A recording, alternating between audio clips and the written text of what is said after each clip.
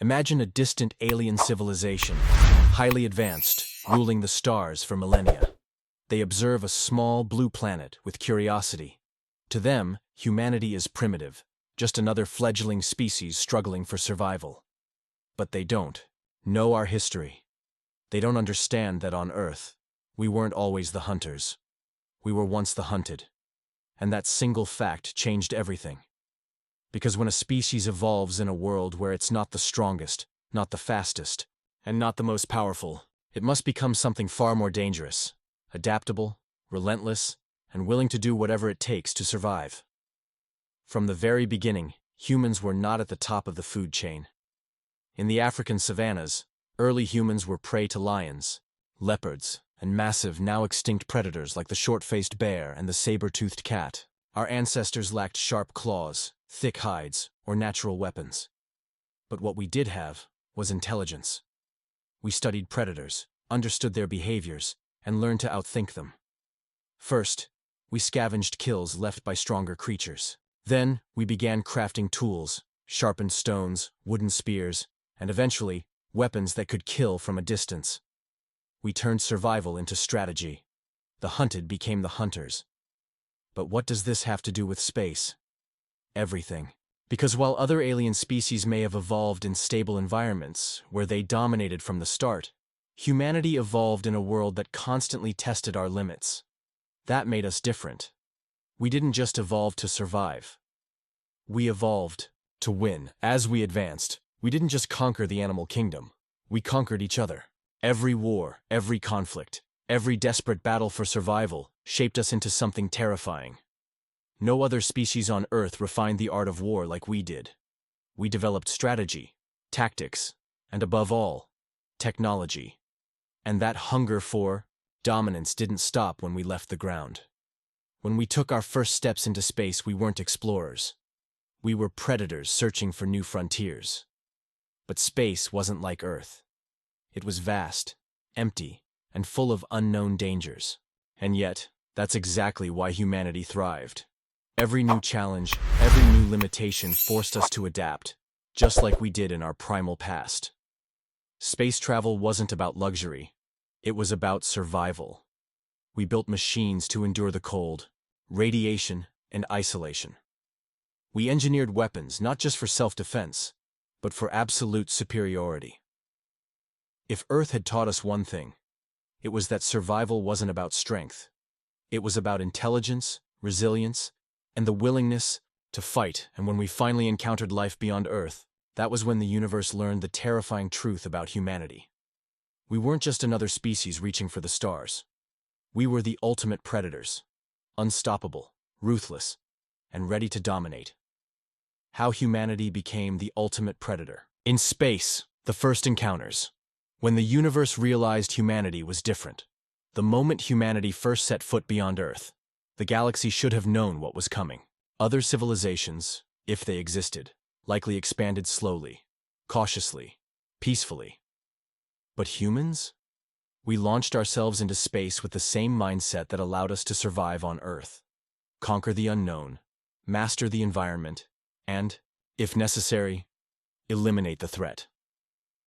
From the first satellites to the Apollo missions, our early ventures into space weren't about harmony. They were about power. We weaponized space before we even knew what was out there. The Cold War saw the development of military satellites, orbital defense systems, and even plans for kinetic bombardment weapons, rods from God, projectiles that could strike with the force of nuclear warheads. Before we met another species, we had already turned space into a battlefield in waiting. But that was just the beginning. Humanity's true leap came with the militarization of space. The moment we realized Earth wasn't enough, we started building fleets, not just for exploration, but for control. Space stations became fortified command centers. Orbital weapons could strike anywhere on Earth in minutes. Nations fought over the high ground of space, knowing that whoever controlled it, controlled everything. And then came the breakthrough. Faster-than-light travel. For other civilizations, discovering FTL might have been a moment of celebration, a doorway to peaceful interstellar cooperation. But for us, it was an arms race.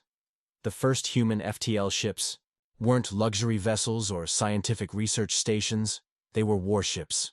We built them with armor, advanced targeting systems, and the most lethal weaponry we could design.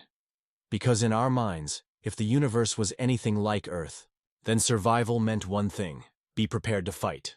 And then, the universe blinked. The first alien race we encountered, let's call them the Yixari, was stunned by what they saw. In their records, species advanced methodically, cautiously expanding their reach, building alliances. But humanity didn't come to negotiate first. We came with warships.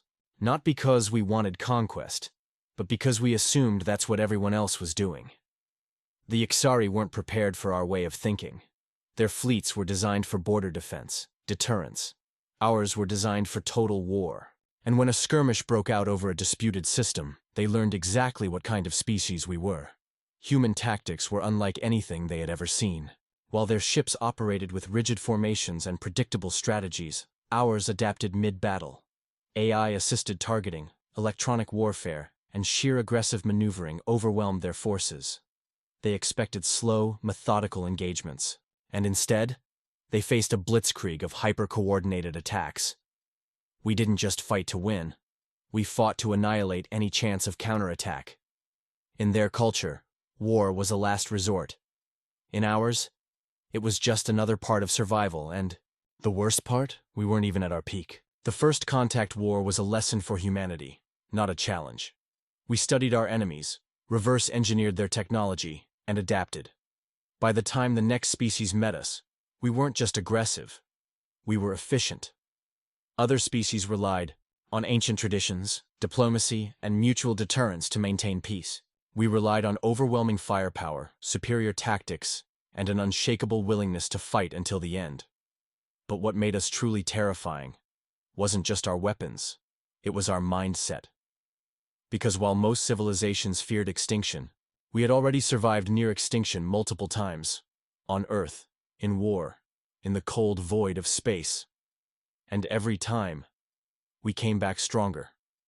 The galaxy was starting to realize humanity wasn't just another race among the stars. We were something different, something unstoppable. And for the first time in cosmic history, the predators of the galaxy had something to fear.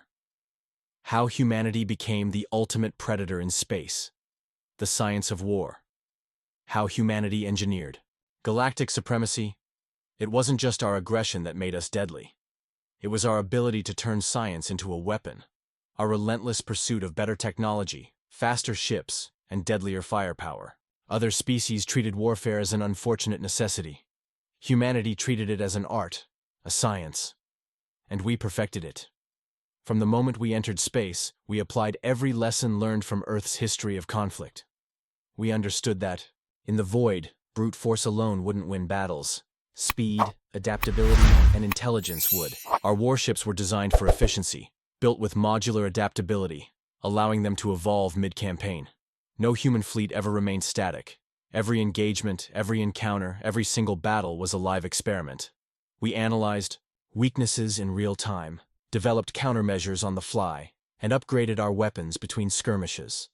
Where other species relied on tradition and doctrine, we relied on data and innovation. And then there was artificial intelligence.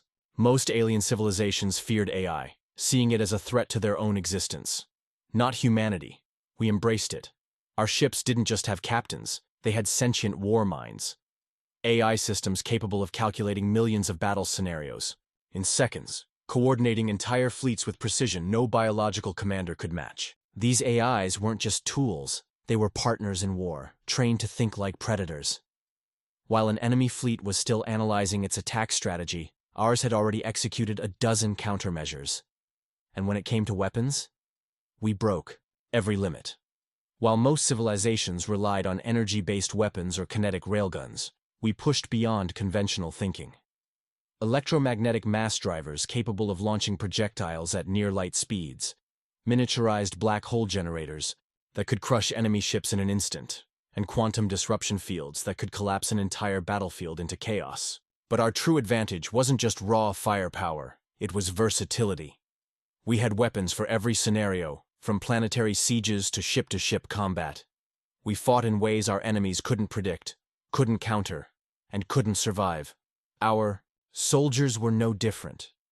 While alien militaries relied on tradition and hierarchy, ours relied on specialization and adaptability. The human combat doctrine was built around asymmetric warfare, using speed, deception, and overwhelming force to cripple an enemy before they could react.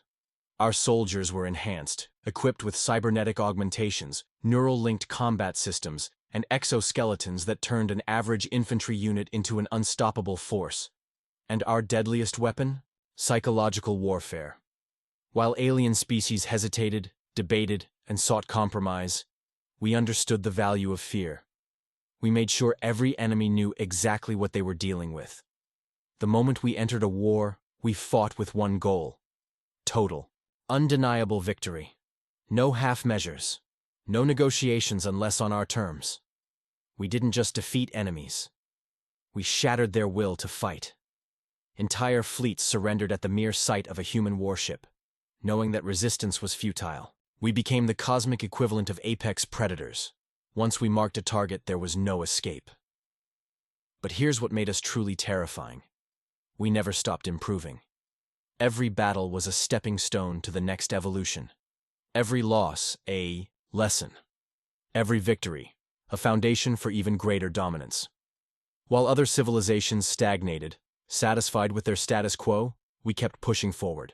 Faster ships, smarter AI, deadlier weapons. Because for us, the universe wasn't just a place to explore. It was a battlefield waiting to be conquered, and the galaxy was finally beginning to understand. Humanity wasn't just a new player in the cosmic arena. We were the endgame, the ultimate force, the hunters that no one saw coming. How humanity became the ultimate predator in space. The Galactic Wars, when humanity became the nightmare of the cosmos. At first, the galaxy underestimated us. They saw humanity as reckless, unpredictable, perhaps even dangerous. But they still believed we could be contained. That was their greatest mistake. Because when the first true galactic war erupted, the universe learned an unforgiving lesson. Humans don't fight wars. We end them. The conflict began when the Zelnari, an empire of biologically advanced telepathic beings, decided that humanity's expansion was a threat. To them, war was a strategic affair, fought with precision and diplomacy. They sent an ultimatum: surrender our colonies, limit our military, and submit to their authority, or be annihilated. They believed that, like other species before us, we would see reason. They didn't realize that humans don't surrender. We retaliate. The war that followed wasn't like anything the galaxy had seen before. Most interstellar conflicts were slow, methodical, dictated by long-established rules of engagement. Not ours. The moment the Zelnari fleet entered human-controlled space, they were met with a level of warfare they weren't prepared for. Shock campaigns, entire fleets deploying in simultaneous surprise attacks across multiple star systems. Cybernetic sabotage, AI viruses crippling enemy communications and turning their own defenses against them. Planetary assaults that didn't just target military installations, but disrupted entire ecosystems, forcing their populations into chaos. We didn't just fight. We overwhelmed, adapted, and escalated faster than they could react. The Zelnari had numbers, advanced biotechnology, and centuries of war experience. But humans had something else: unlimited escalation. Every time they adapted, we countered. They created impenetrable energy shields. We developed plasma-coated railgun rounds that could tear through them. They engineered self-repairing ships. We deployed nanite swarms that infected and destroyed their infrastructure from the inside out. They tried to use telepathic attacks, so we modified our neural interfaces to turn their own powers against them, feeding them nothing but chaos and fear. And then we took the war to their worlds. No one had ever dared to strike the Zelnari. Homeworlds. They were fortified, protected by massive planetary defense grids, but we weren't like other species. While they expected a long, drawn-out siege, humanity did the unthinkable. We invaded with overwhelming force. Orbital bombardments, precision strikes, shock trooper deployments. We didn't fight fair. We fought to win. The final blow came when we deployed the Omicron Protocol, a war doctrine so extreme that even human leadership hesitated before approving it. We introduced a new form of warfare, gravitic annihilation weapons, devices that could collapse localized space, time, creating miniature singularities. With them, we didn't just destroy fleets, we erased them from existence. The Zelnari Navy, once the terror of the galaxy, was shattered in a matter of weeks. Their empire collapsed. And the message was clear. No one, no matter how powerful, could challenge humanity and survive. Other species watched in horror. They had thought humanity was just another rising power, another contender in the galactic hierarchy. Instead, they had witnessed the birth of something far worse, something unstoppable. We weren't just another empire, we were a force of nature, a predator with no equal. From that moment on, diplomacy in the galaxy changed forever. When humans entered the negotiation table, there were no debates, no bargaining. There were only terms, and every species knew they had two choices: accept them or be erased, and so humanity's reputation was cemented. No longer were we seen as upstarts or conquerors. We were something far more terrifying. We were the final step in evolution, the apex predator of the cosmos. How humanity became the ultimate predator in space. The legacy of humanity, from conquerors to the architects of the cosmos after the fall of the Zelnari, the galaxy was never the same. Humanity's rise was not just another power shift. It was a complete paradigm shift in how war, diplomacy, and even civilization itself functioned in the universe. No longer were we seen as mere players in the galactic game. We became the game. Thus, first major consequence of our supremacy was the creation of the human hegemony doctrine, a universal law enforced by the sheer weight of our military might. The doctrine had only one simple rule: any species that initiates war against humanity or its allies will cease to exist. It wasn't a threat. It was a fact. No species ever dared to test it. The few that did, well, they became warnings. Entire fleets erased, worlds turned to dust. Even species that had once been expansionist empires learned to tread carefully, knowing that one wrong step meant annihilation. But what truly made humanity terrifying wasn't just our ability to wage war, it was the way we thought. Unlike other species, who saw the universe in terms of survival or conquest, we saw it in terms of potential. We didn't just destroy civilizations, we absorbed them. We took the best of every species we encountered, integrating their knowledge, biology, and technology into our own. We evolved constantly, never remaining stagnant. Where others feared change, we embraced it. We modified our genetics, enhancing our soldiers to survive in any environment. We replaced our weakest biological functions with cybernetics, achieving physical and mental superiority beyond any natural limits. Even death itself was no longer a finality for us. Through neural backups and quantum consciousness transfers, humans who perished in battle could be restored with all their memories, experience, and tactical knowledge intact. Every soldier, every commander, every war hero who fell was simply reborn, wiser, deadlier, and more relentless than before. We became a species that could not only conquer but outlast any enemy. At some point, the question was no longer who could stop humanity. The real question became, what would we do with our power? At first, many feared that we would become the next great tyrants of the cosmos. But what we did next shocked everyone. Instead of ruling through oppression, we became the architects of the new order. Instead of enslaving species, we uplifted them, integrating them into an empire that was not ruled by dominance, but by absolute efficiency. Trade flourished, technology advanced at an exponential rate, and conflicts between alien factions became nearly non-existent, because everyone knew that any war would be swiftly ended before it even began. Humanity did not just conquer the galaxy, we redefined it. But beneath it all, one truth remained unchanged. We were the ultimate predator. The galaxy understood that while we now sought peace, we were always prepared for war. Because no matter how advanced civilization became, no matter how many alliances we forged or how much progress we achieved, there would always be new threats lurking in the void. And when that day came, when something emerged that could challenge humanity, we would do what we had always done. We would evolve, we would adapt, and we would win. Because in the end, there is only one rule in the universe: the apex predator always survives.